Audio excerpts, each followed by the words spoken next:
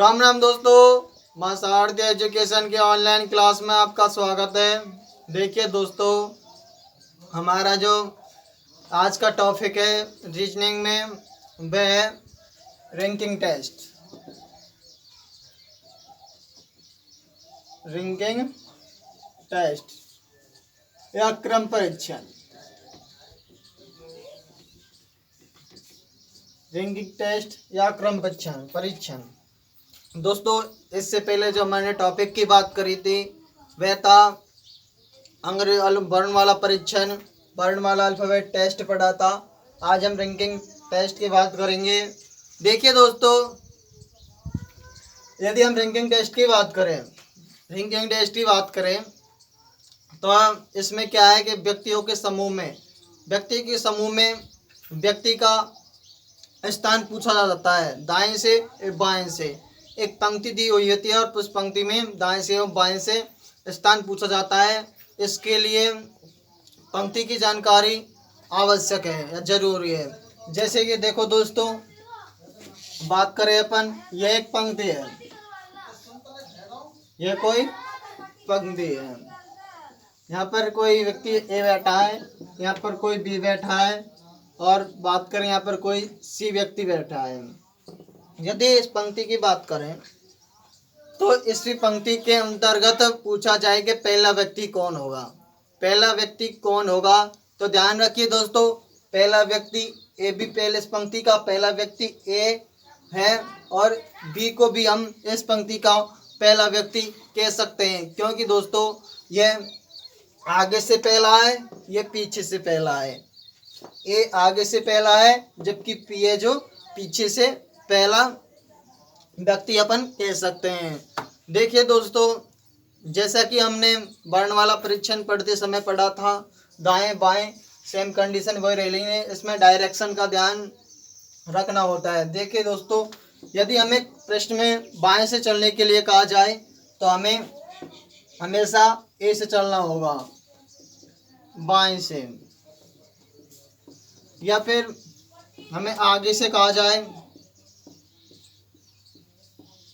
या हमें प्रारंभ से कहा जाए या हमें ऊपर से कहा जाए,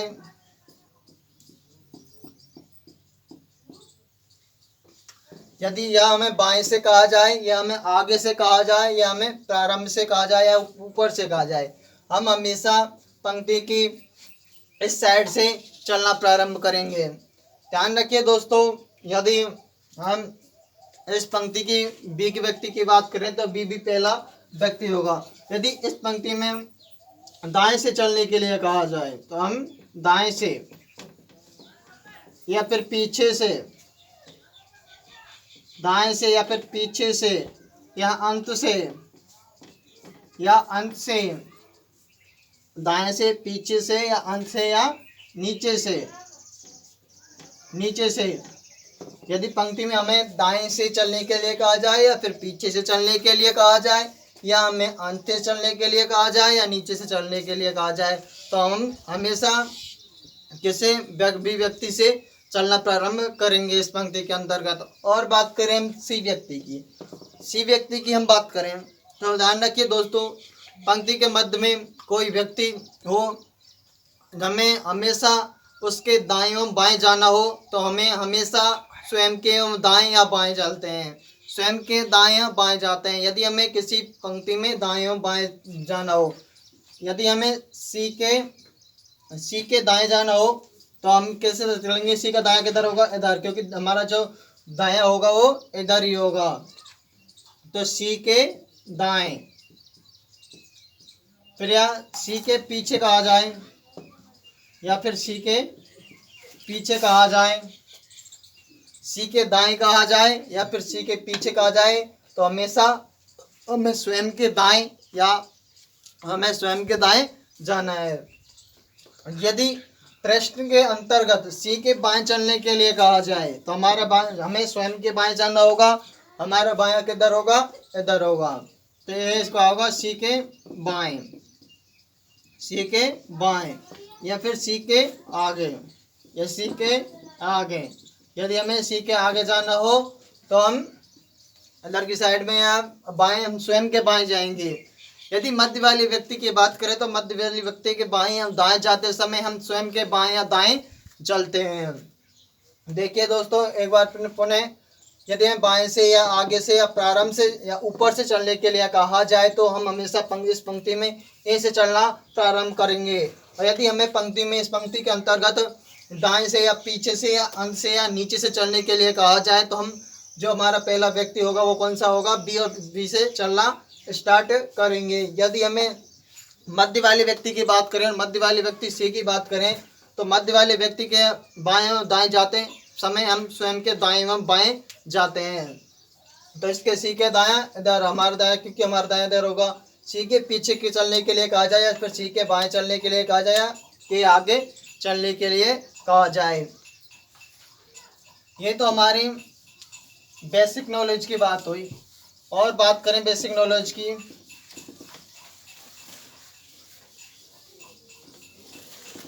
तो ध्यान रखिए दोस्तों,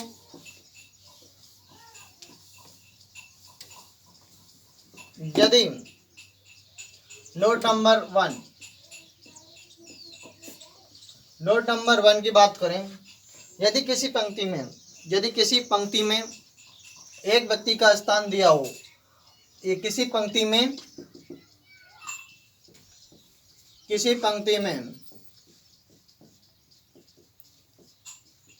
एक व्यक्ति का स्थान तथा दूसरे व्यक्ति का स्थान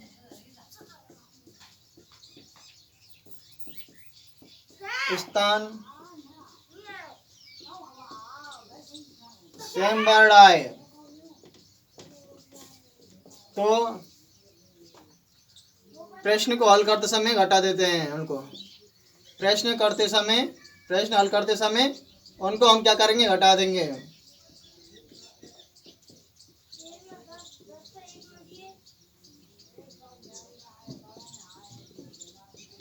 उनको घटा देते हैं। यदि किसी पंक्ति में एक व्यक्ति का स्थान दिया हो और दूसरे व्यक्ति का जो स्थान हो पहले व्यक्ति के स्थान के साथ दिया हो तो हमें, और उनका जो स्थान है वो सेम हो तो हम हमेशा घटा देते हैं। जैसे बात करें, उदाहरण की बात करें, जैसे यदि एग्जाम्पल देखें, यदि किसी पंक्ति में राम का स्थान बाएं से 9वां है और इसी पंक्ति में जो श्याम का स्थान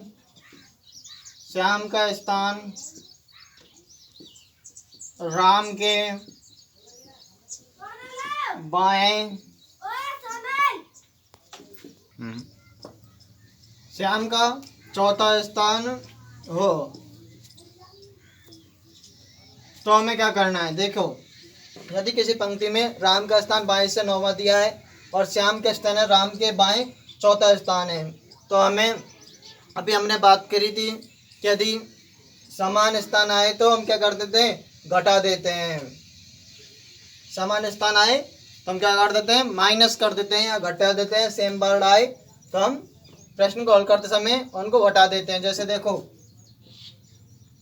राम का स्थान कितना दिया, बाएं से 9वां, इसका बाएं से 9वां और इसका भी राम के बाएं दिया है चौथा, तो सेम वर्ड है तो इनको घटा देंगे। तो इस पंक्ति में जो श्याम का स्थान होगा कौन सा आ जाएगा, 5। देखिए दोस्तों, यदि किसी पंक्ति में एक व्यक्ति का स्थान और दूसरे व्यक्ति का स्थान सेम वर्ड हो तो हम उन्हें क्या कर देते हैं, घटा देते हैं। जो वो उनका अंतराल होता है वही उनका क्या होता है, आंसर होता है। देखिए दोस्तों, नोट नंबर 2 की बात करें,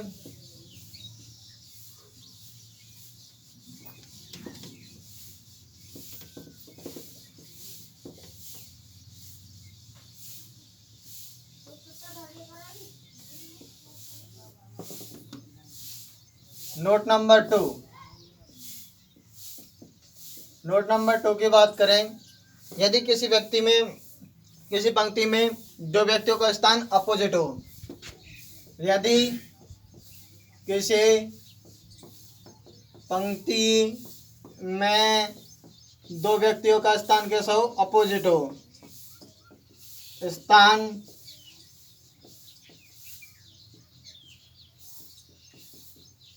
अपोजिट हो, अपोजिट वर्ड आए, अपोजिट वर्ड आए तो हम क्या कर देते हैं, ऐड कर देते हैं, यहाँ जोड़ होते हैं, जो उनका योगफल होता है वह क्या होता है, आंसर।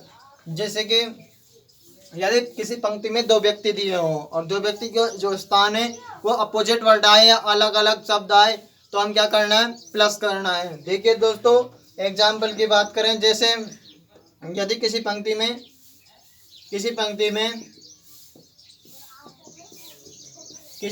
में राम का स्थान बाएं से 9वां है तथा श्याम का स्थान राम के दाएं 14 है। यदि किसी पंक्ति में राम का स्थान बाएं से 9वां है तथा श्याम का जो स्थान दिया है वो राम के दाएं कौन सा दिया है, चौथा स्थान दिया है। जैसे कि बात करें बाएं से राम का कौन सा स्थान दिया है, 9वां, और श्याम का दाएं से दिया है कौन सा, चौथा। तो यदि हमने पहले बात की, यदि किसी पंक्ति में दो व्यक्तियों का स्थान अपोजिट हो या विपरीत हो या अलग अलग हो तो हमें क्या करना है, आंसर देते समय या हल करते समय उनको क्या कर देना है, जोड़ देना है, उनके स्थानों को क्या कर देना है, जोड़ देना है और हमारा आंसर निकल आएगा। देखिए यदि एक राम बाएं से दिया है, एक दाएं से स्थान दिया है तो हमें क्या करना है, ऐड करना है। देखो 9 और 4 कितना होता है, 13। तो जो आंसर आएगा वो क्या होगा, 13 होगा। ये तो होते हमारे जर्नल इंट्रोडक्शन। अब हम बात करेंगे प्रश्नों के प्रकार की। देखो दोस्तों प्रश्नों के प्रकार की बात करें, बहुत ही सरल और आसान टॉपिक है, लगातार जुड़े रहिए हमारे साथ।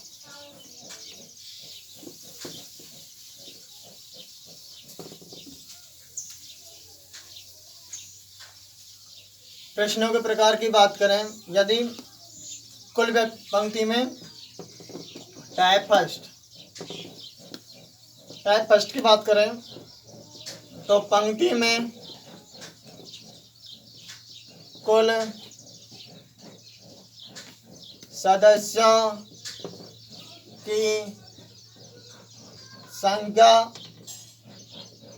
ज्ञात करना। पंक्ति में कुल सदस्यों की संख्या ज्ञात करना हमारा जो टाइप फर्स्ट है।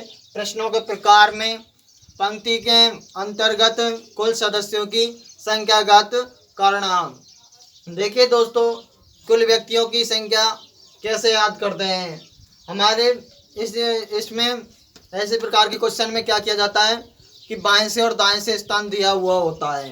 बाएं से किसी व्यक्ति का पंक्ति के अंतर्गत बाएं से एवं दाएं से स्थान दिया गया होता है और हमें पूछा जाता है कि पंक्ति के अंतर्गत कुल लोगों की या कुल व्यक्तियों की संख्या कितनी है।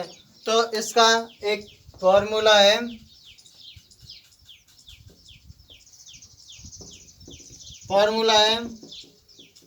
कुल व्यक्ति बराबर दाएं से स्थान प्लस बाएं से स्थान माइनस 1। देखो दोस्तों कुल व्यक्ति दाएं से स्थान प्लस बाएं से माइनस 1, ये इसका क्या है, फॉर्मूला। देखिए दोस्तों पंक्ति के अंतर्गत किसी व्यक्ति का दाएं से स्थान और बाएं से स्थान दिया हो तो हमें कुल व्यक्ति को क्या करना है, कुल व्यक्तियों की संख्या याद करते समय दाएं से और बाएं से किसी व्यक्ति के स्थान को जोड़कर और एक क्या कर देते हैं, माइनस कर देते हैं, एक घटा देते हैं, तो हमारे क्वेश्चन का जो आंसर है कुल व्यक्तियों की संख्या निकल कर आ जाती है। देखिए दोस्तों बाएं से और दाएं से -1 क्यों करते हैं इस क्वेश्चन के अंदर बाएं से और दाएं से?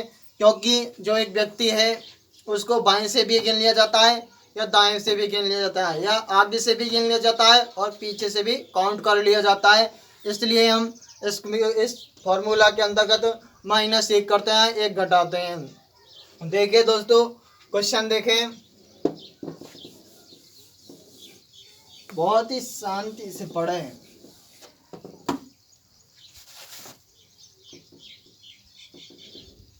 क्वेश्चन नंबर 1, यदि कक्षा में मेरा स्थान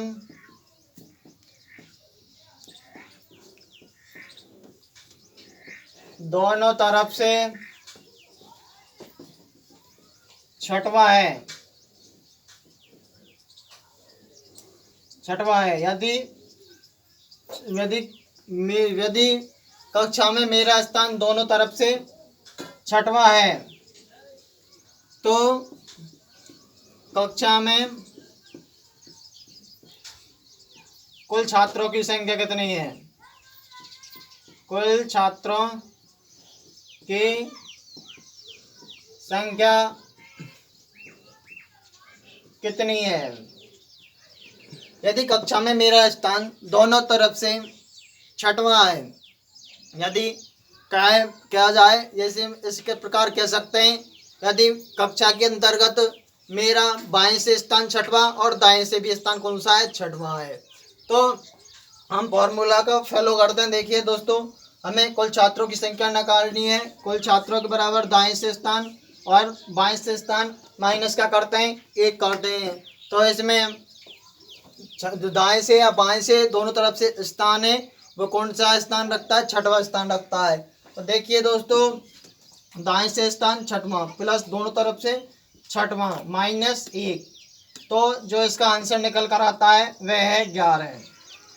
क्या है? 11। यदि किसी कक्षा के अंतर्गत मेरा दोनों तरफ से स्थान कौन सा? छठवां है, तो कक्षा में कुल छात्रों की संख्या कितनी होगी? 11 होगी। अगले क्वेश्चन की बात करें, चलो एक क्वेश्चन और देख लेते हैं इस टाइप का, फिर अगले टाइप की बात करेंगे।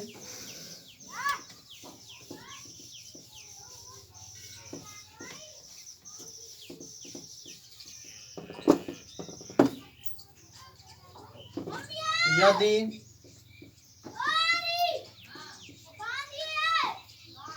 कक्षा में मेरा स्थान ऊपर से 28वां, मेरा स्थान ऊपर से 28वां और नीचे से 7वां स्थान है, 7वां स्थान है, तो कक्षा में कुल छात्रों की संख्या, कुल छात्रों की संख्या। देखिए दोस्तों, यदि कक्षा में ऊपर से स्थान दिया है 28वां और नीचे स्थान 7वां है, तो हमसे पूछा गया है कुल कक्षा में कुल छात्रों की संख्या। तो देखिए दोस्तों, ऊपर से या नीचे से या बाएं से या दाएं से या आगे से या पीछे से कुछ भी दिया हो, हमें कंफ्यूज नहीं होना है। हमें क्या करना है? कुल व्यक्तियों को या छात्रों की संख्या निकालनी है, तो दोनों का करना होगा, ऐड करना होगा दाएं से या बाएं से। तो 28 + 7 - 1, 28वां स्थान है जो ऊपर से, या फिर हम कह सकते हैं बाएं से स्थान है, और जो 7वां स्थान दिया है नीचे से, या फिर हम कह सकते हैं दाएं से। स्थान कौन सा है? 7वां है। तो कुल संख्या निकालनी है, तो 28 + 7 करेंगे तो आता है अपना 35 -1 = 34। तो आंसर क्या होगा? अपना 34 होगा। देखिए दोस्तों, हम अब अगली टाइप की बात करेंगे नेक्स्ट वीडियो में।